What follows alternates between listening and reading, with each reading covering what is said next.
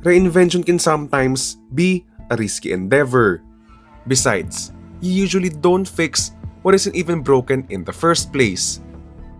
Porsche, however, completely reinvented the new Macan, going straight from internal combustion engines to a pure electric drivetrain. The question now is, does going electric make the Macan a better car? Or was this a change that no one asked for?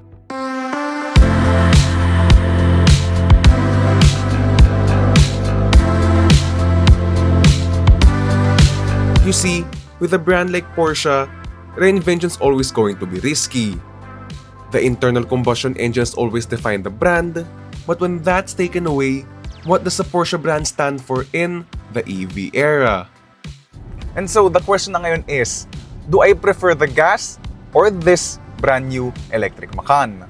I'm gonna be reserving that for the end of the video, but here's what you need to find out, or what you need to know rather, about the brand new Porsche Macan Electric. So let's put the car first in sport mode and evaluate it as a proper Porsche. There you can see naman the ambient lights change and react to every switch of your drive mode. And yeah, I'm gonna put my foot down. So, with the car in Sport Plus mode, the electric motors become hyperactive. Talagang they're really gonna react instantly to your input. And the steering sharpens up as well as also having more weight, and therefore the car feels very precise in typical Porsche fashion. So, handling, we're off to a good start, and with standard active air suspension, it remains very flat. Combined with the very rigid steering, ang description ko with Porsche steering kasi tends to be na they're very rigid. Like there's really a rigid connection between the steering and the front wheels. And that's pretty much the case here pa rin with the Porsche Macan Electric. Probably as you're hearing ngayon, there's these electric noises with the Porsche Macan Electric, so that's pretty good. And I'm surprised by the way with the suspension in its lowest and stiffest setting in this Sport Plus mode. Basically, the rides are pretty good actually. I mean, it's on the firm side na, but it's really good kahit in Sport Plus mode.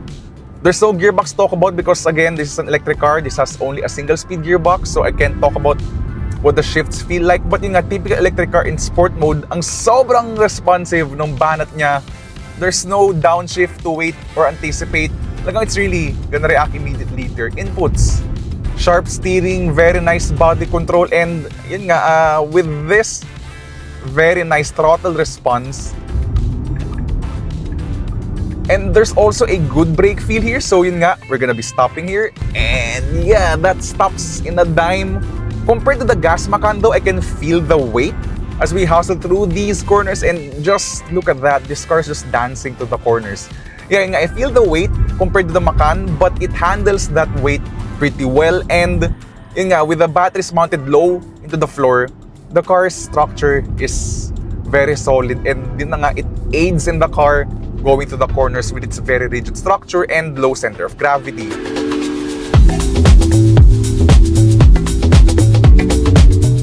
So that's enough fun. Let's put the car back to comfort mode, or rather normal mode. And yeah, with that in mind, with the car na in normal mode, the steering slackens off, it becomes, well, again, normal. And now that we're in normal mode, yun nga, the suspension's pretty good, doing a good job with ironing out the bumps, much better than the gas-powered Macan, because in this case, at least the Philippine market, itong Macan Electric comes as standard with the adaptive air suspension. So that's refinement, sportiness, all covered here with the Porsche Macan Electric. Ang hindi lang covered dito for me, I think, if I were being honest, is the car's regenerative braking. So, of course, it has regenerative braking, but a lot of electric cars these days have what you call that one-pedal drive mode, or even adjustable regen braking. So, you have those paddles in some of the other electric cars, but here in the Macan, you don't have that option to adjust the intensity of the brake regen because it's somewhat against Porsche's philosophy. That's why they didn't add the adjustable regen braking. But yun lang, sayang for me. I actually do like that feature, especially when you're going downhill. So yeah, for my downhill drives with this car, I've actually been relying on the brake pedal in order to slow down. But with adjustable regen braking, I can pretty much depend on it, like, you know, engine braking and adjusting it to a lower gear, ganong feeling. And take advantage of basically recuperating all of that energy back into the Macan Electric. Nevertheless, in terms of efficiency, we're gonna be talking about that in a minute once we go to our highway driving part. But with that in mind, let's stop for a minute and explore what the Macan Electric also has in store apart from the excellent driving dynamics.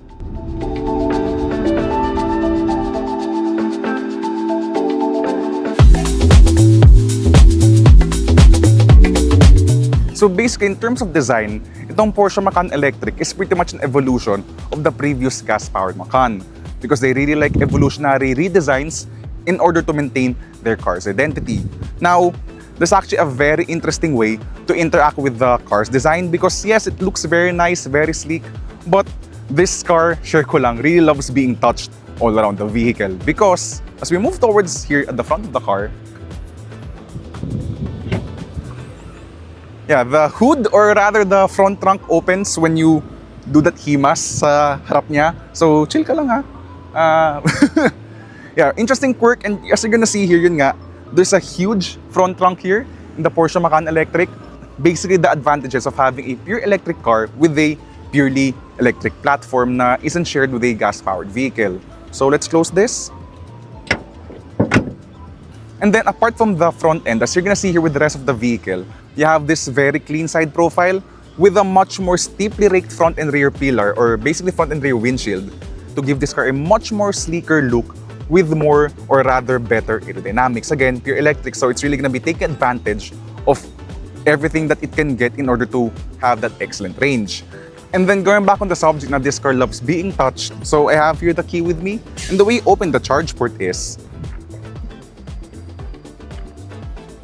and that is basically how you open the charge port of the Porsche Macan Electric. Now, this is a very sloped roofline, and I particularly love these full-width LED taillights in this clear lens, which really matches with the car's gray paint. And as for cargo space, let's talk about the cargo space ngayon of the Macan Electric, in which you'll be greeted by a 540-liter cargo area, which is about 40 liters bigger than the previous gas-powered Macan.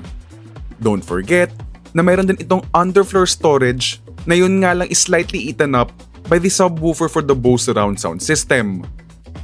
Oh, and it's also worth noting, by the way, that the Macan Electric also has a deployable spoiler, though it doesn't have a rear windshield wiper. Nevertheless, kahit naman nung umulan, the rear windshield was steep enough for the mud not to stick.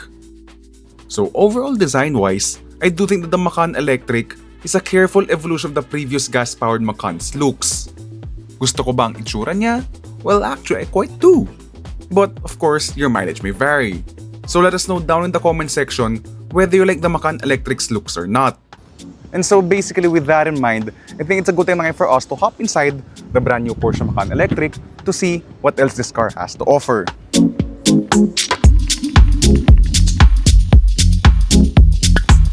Now here inside the brand new Porsche Macan Electric, well, compared to the previous Macan, it is certainly a huge step up. If you've also been in any recent Porsche, like for example the Cayenne, the Taycan, or of course even the facelifted 911, this interior will be very familiar to you. There's a high amount of digitalization here, so you're gonna see here 3 screens as standard, which practically makes up the latest Porsche communication management infotainment system. Here in front of you, you have your own driver's display, and then you have here on your right, your main PCM infotainment system. So in terms of the software, compared to what we've been used to with the Cayenne, for example, or even the 911, this has a higher amount of personalization in a sense that you even have themes here to accompany your new set of ambient lighting. Because as you're gonna see, you now have LED ambient piping here around the interior, pretty much like, basically every other German luxury brand out there. And it's actually tied in as well to the themes of this infotainment system and also your car's drive modes. You also have here your own front passenger screen. I am not sure about the novelty factor of this third screen, if I were being honest. I would probably most likely use my phone on a long drive if I were sitting here in the front seats. Thankfully, despite these screens, you still have here your own set of physical controls.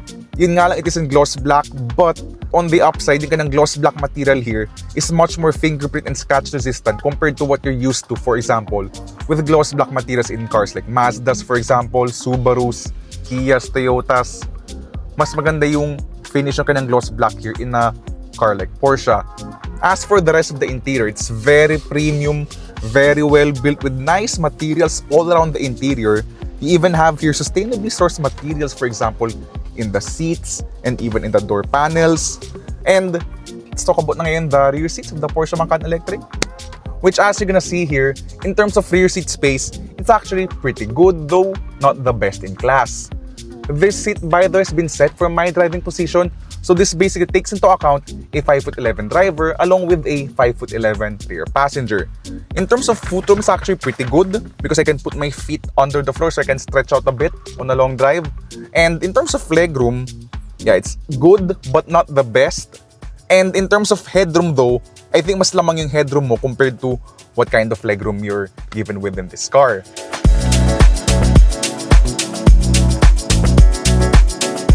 But nevertheless, if I sit here in the middle, yeah, in terms of room, okay naman, like legroom, headroom, still okay. The problem will be shoulder room and foot room because you're pretty much fighting for foot room and shoulder room with the outer rear passengers. Now, as for the amenities here at the back of the Porsche Macan Electric, you have here your 2-zone climate control. You have 2 zones bali here at the back of the Macan Electric, along with a power deployable sunshade. Yeah, that's pretty good.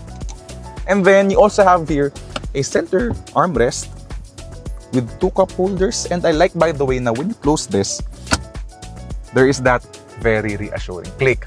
Very German in terms of build quality, so that's lovely here in the Porsche Macan Electric. And yeah, with that in mind, I think that's a good time for us to talk about the charging and the battery specs of the Porsche Macan Electric. Here in the Philippines, the Macan Electric is sold in 2 versions, with both models having a dual motor all-wheel drive layout. What we have here today is the Macan 4, which has 402 horsepower and 650 Newton meters of torque. On the other hand, you also have the range-topping Macan Turbo, which produces a whopping 630 horsepower and more than 1,000 Newton meters of torque. That's good enough for a 0 to 100 kph time of just 3.3 seconds. Now, thanks to a 100 kWh lithium-ion battery, which is fitted to both versions, the Macan Electric has a claimed range of up to 613 kilometers. Though unsurprisingly, for the more powerful Macan Turbo, the range drops down to a still impressive 590 kilometers. Additionally, with the Macan Electric riding on the premium platform Electric, the vehicle supports up to 270 kilowatts of DC fast charging capabilities. And now with all of these details out of the way, let us get back on the road and see how the Macan Electric performs in daily driving scenarios.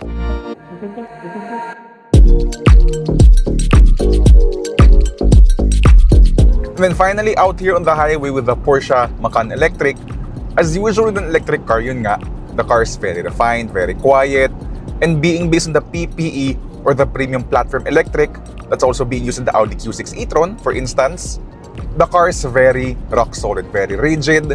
You have those batteries aiding with the car's rigidity, especially when you're going over bumps.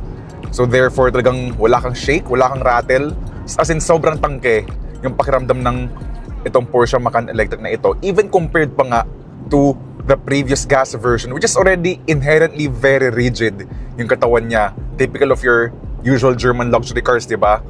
And then also worth mentioning with the Porsche Macan Electric, of course, is yung kanyang mga advanced driver assistance systems. Because yes, actually, here in the Macan Electric, you do have a degree of advanced driver assistance systems. So, you have automatic emergency braking, lane departure warning, lane keeping assist. Though that is what's offered here as standard, optionally, you can get the full suite actually. You can get the full suite from adaptive cruise control, lane centering, and even blind spot warning with rear cross traffic alert. What is standard, however, in all variants, or basically like as is spec in the Philippines, is a 360-degree camera system along with the adaptive matrix LED headlights. And of course, now that we're here also on the highway, another part worth talking about, I think, here is the car's energy consumption or battery consumption, because unlike other VW Group electric vehicles, which are not yet based on the PPE platform, they tend to be a bit inefficient, at least relative to what you're getting with, for example, sa BMW, Because for example, in the Q8 e-tron, you're only able to do around 4 kilometers per kilowatt hour, which is, again, compared to what the BMW electric cars could do, they're not that efficient. But here in the Porsche Macan Electric, we're currently doing 6.3 kilometers per kilowatt hour, which is really good. Because in EVs, I've said this in a lot of my EV reviews, 6.3 kilometers per kilowatt hour or more tends to be what's considered to be efficient in electric car speak. So yeah, finally, you now have a very efficient electric car in Porsche's lineup as well. And that's why its real-world range, based on my testing, easily hovers at the 500 kilometer range. So yeah, no range anxiety at this point. It really can match more or less the claimed figures. Actually, around 550 kilometers based on my real-world testing with the Macan Electric. So yeah, that's even without the gingerly driving habit na you're just gonna be at 80 kph, nang naka-low yung aircon and whatnot. As in, this is just my normal driving habit with the Porsche Macan Electric. So that's pretty good.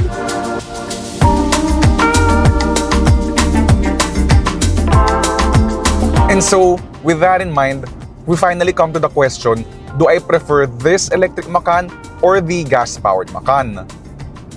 Actually, sa totoo lang, I used to have a weird answer with whether I prefer gas or electric vehicles, but now I have a more consistent answer because based on my experience with a lot of gas-powered cars, both sports cars or normal cars, along with EVs that are also both performance-oriented and yun nga, just your everyday normal EV, I finally have a common answer na ngayon with whether do I prefer a gas or an electric car. I would prefer the car to be gas if the gas engine is a selling point.